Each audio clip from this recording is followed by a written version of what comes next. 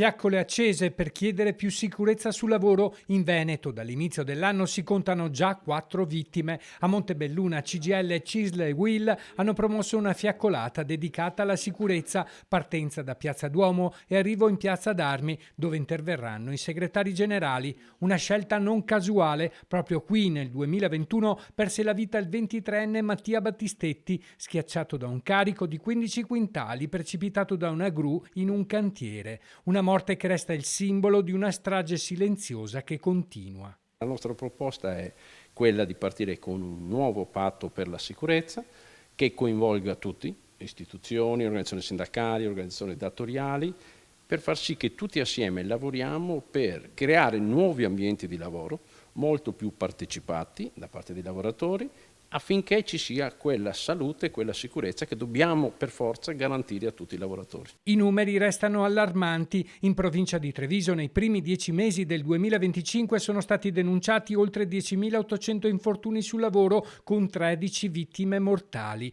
un dato in aumento rispetto all'anno precedente con una crescita significativa tra i lavoratori over 60.